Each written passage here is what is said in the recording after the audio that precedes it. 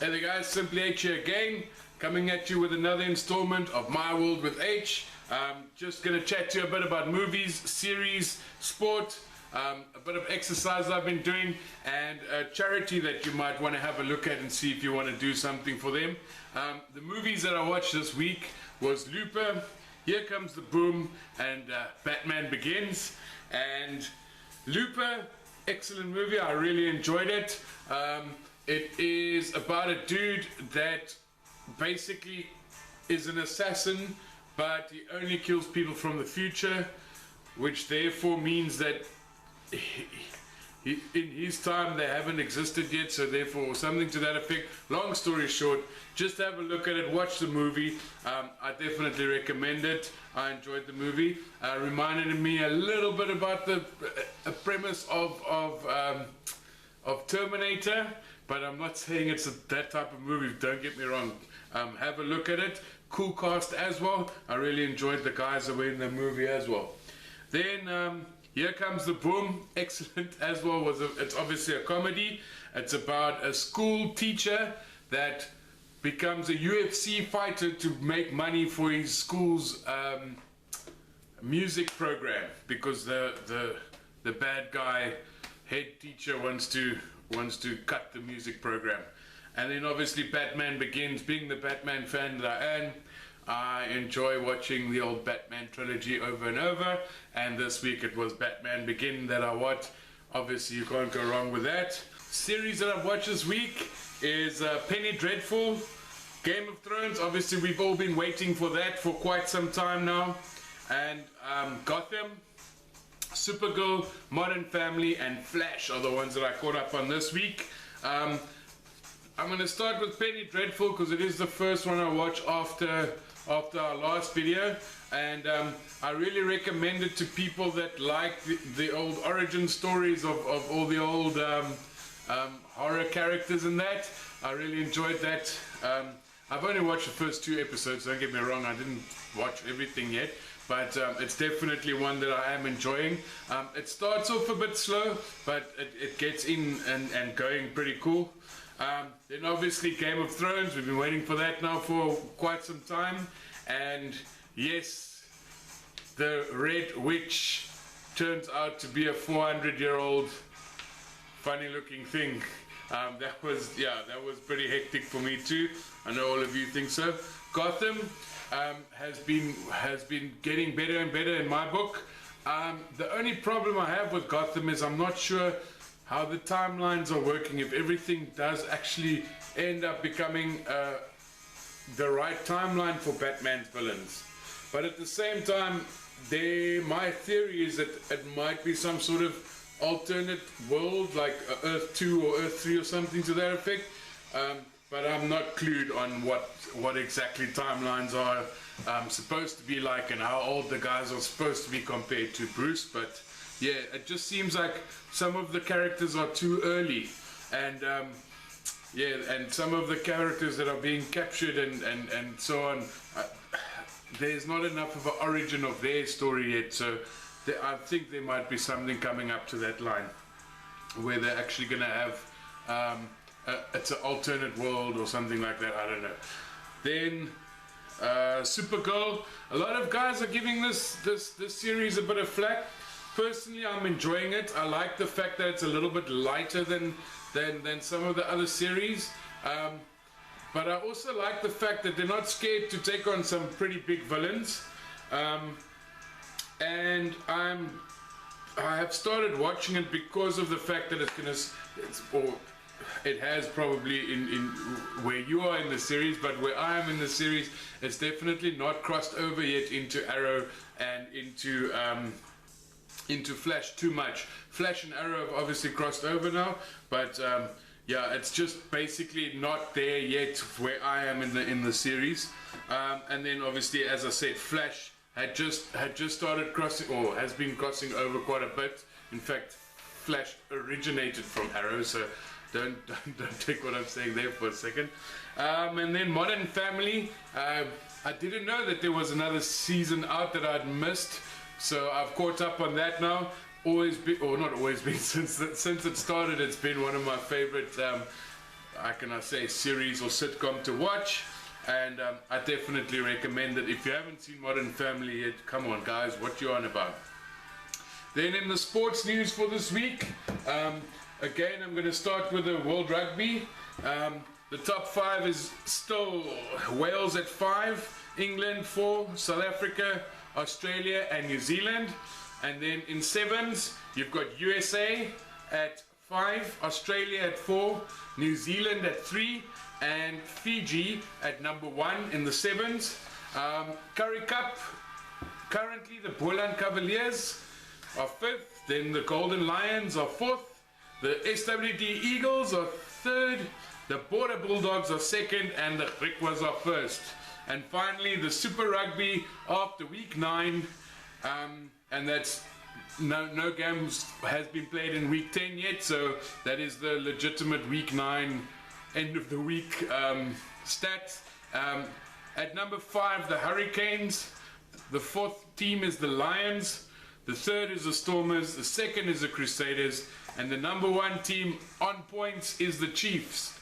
However, this is the funny thing about Super Rugby, is that they're all broken up into divisions. So it's not necessarily that these 5 teams are actually going through. Because the way it works is the top 2 teams of each division goes through. So the one team might have a higher points value than another team, but because of the division it might not have enough to go all the way through. Then in world football or soccer, we've got Germany at number 5, Colombia at number 4, Chile, Belgium and Argentina as the number 1 team currently. And then English football, at 5th, Man United, 4th, Arsenal, 3rd, Man City, Tottenham Hotspur at 2nd place, and on top of the log at the moment, we've got Leicester. In our cricket, we've got 4 test sides. I don't think much has changed in any of the 3 categories, but I'm going to go with it anyway. It's England at 5, Pakistan at 4, SA at 3, India at 2, and the number 1 test side at the moment in the world is Australia. Then the one-day internationals, we've got Sri Lanka at 5, South Africa at 4, India at 3, New Zealand at 2, and Australia at 1. And our T20 standings have definitely not changed. SA was 5th, England is 4th, New Zealand is 3rd, West Indies is 2nd, and India is 1st. And finally, the current standings as it is at 3 o'clock today, which is the 28th, I think. Yep, the 28th of April, 3 o'clock. At number 5 was the Mumbai Indians. Number 4, the Sunrisers Hyderabad. Number 3, Delhi Daredevils. Number 2, Kolkata Knight Riders. And the first or the top team in the IPL at the moment are the Gujarat Lions. Then, as I said before, as part of my sport, even though it's entertainment, which is what all of these things are, I'm also doing a few wrestling things. So this weekend is Payback, or actually not this weekend, it is the 1st of May, which is Sunday, but we will be able to watch it on Saturday night already on this side. Am I lying to you? Yes, I am. We'll watch it on Monday morning at some stage. Either way, the 1st of May, we've got Payback coming up, WWE, and I have a few predictions for you of who's going to do what, and what I think is going to happen. Obviously my uneducated guess and just reading what I've seen, but I have to show you, one of my fans have sent me some posters to welcome me back into the wrestling fraternity. I want to thank Martin for these. Because I said that I like the Wyatts, he sent me a poster of the Wyatt family, and on the back of that is Kalisto, who's one of the guys that's fighting this weekend coming up at Payback. He also sent me Sami Zayn, because I think he's pretty cool, and Damien Sando. You're welcome. I'm not too sure about Damien Sando, who that is. I haven't really seen him yet, but I have seen Sami Zayn, obviously, and as I said, I enjoy the Wyatt and Kalisto, so that's pretty cool. Another thing he sent me is from Finn Balor, from the, what do you call it, the NXT. And what this is, it's a, it's obviously a cool picture of what Finn Balor looks like. And at the same time, there you go, Finn Balor. And at the same time, it's got a beanie attached to it or something to that effect. Let me have a look here. Yes, it's one of those sock beanies that it's got attached to it that he has sent me. So this is Finn Balor wear, the Wyatt and Sami Zayn. So let me just put this on for a second for you guys, and I'll do the rest of it. Oh my god, it's tight. It's tight like a tiger. It's tight, I tell you. Right, so let's have a look there. That's how I'll be doing the rest of this video, with the old Finn Balor beanie on. That's not bad. Looks cool, I reckon. I like the colors. I like his old theme. Apparently, he has just lost his NXT championship to Samoa Joe, but there's rumors that it's because he's coming over to WWE. So we'll have a look at whether that is going to happen at the end of the day. So this weekend we've got Payback, as I said, coming up, and the matches that are at the event, the pay-per-view event, for the World Heavyweight Championship, we've got Roman Reigns versus AJ Styles. Now these are both fighters that I enjoy. As I said last week, I don't know why he's getting all the boos he's getting. He's not exactly a heel, but yeah, Roman Reigns is the World Heavyweight Champion at the moment, and AJ Styles is obviously the #1 contender, and they're gonna have it out at Payback. My prediction, Roman Reigns. Then Chris Jericho. Yes, if you watched wrestling when I was watching wrestling back in the day, then you will know who Chris Jericho is. He's still fighting. I was just as amazed. He's fighting against Dean Ambrose, who's possibly one of my, if not my favorite, one of my favorite wrestlers at the moment, or I could say new wrestlers at the moment. For me, it's new. But anyway, my prediction between Ambrose and Jericho is that Dean Ambrose takes it, the lunatic fringe. Then Intercontinental Championship fight. The current holder of the championship is Miz, or The Miz, and his challenger is Cesaro. And I'm hoping at this fight, or not hoping, my prediction, this fight goes to Cesaro. A lot of the guys are saying on the Twitter sphere and all the little universes out there that The Miz will hang on to his title, but I think they can give Cesaro a go. Then the next match, or the next matchup that I know of there, is Kevin Owens versus Sami Zayn. Saw what Sami Zayn looked like earlier. I've got to give it to Sami Zayn because I think he's the better fighter, in my personal opinion, again. But again, the talk on the town is that Kevin Owens will take it. Then the Vaude Villains are fighting Enzo and Cass for the #1 contenders. There's a tag team championship going on, and the guys are having a tournament to fight for the championship against the New Day, who are sponsored by Bootios, which is some weird cereal vibe. But at this event, it's going to be the winner of this event will obviously then go through and fight the New Day. My prediction is Enzo and Cass, purely because I just like them. But a lot of the guys are going with the Vaude Villains. So again, my predictions are my personal preference of what I've seen and what I think could happen, and what I've been researching is basically the opposite. Then for the Women's Championship, we've got Charlotte, who is the daughter of Ric Flair, and Natalia, who is the daughter of Owen Hart. And just to spice it up a little bit, her manager for this match is going to be Bret the Hitman Hart. Yes, he's going to be the manager for Natalya in this matchup.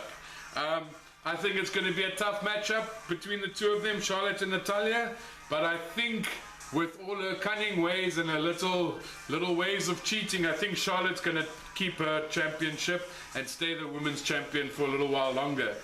Dolph Ziggler and Baron Corbin are fighting. I'm giving that one to Baron Corbin. And then finally, Kalisto and Ryback are taking each other on.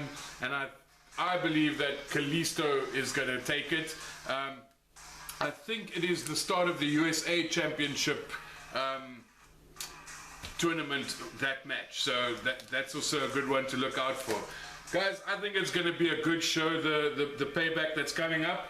The reason why I think so is because it's the first pay-per-view since WrestleMania. So what basically is happening is there's a huge high right now where you had 100,000 people watching this thing live. You had millions of people around the globe watching it on their TVs. So WrestleMania is obviously their biggest event.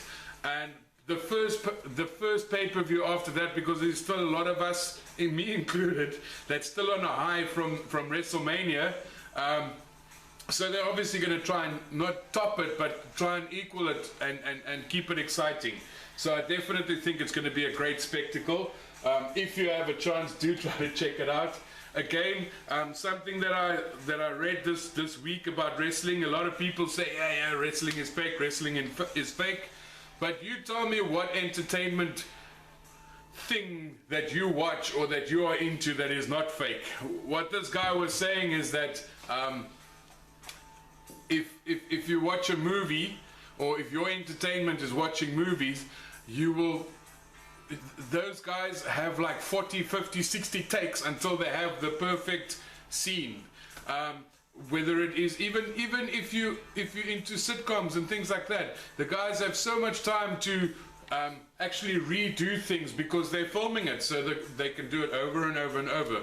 Whereas these guys are getting in the ring and they have to have it spot on the first time, because it's the only time, because there's so many live people. It's not like they can stop the match halfway and say, okay, wait, your hair wasn't right in this one, or your ankle was a bit in the shot, or whatever. You know, the guys are doing their thing. So again, yes, it is a scripted thing. I believe it is scripted. At the WWE headquarters right now, they know exactly who's winning these matches and what's going to happen next in the storyline.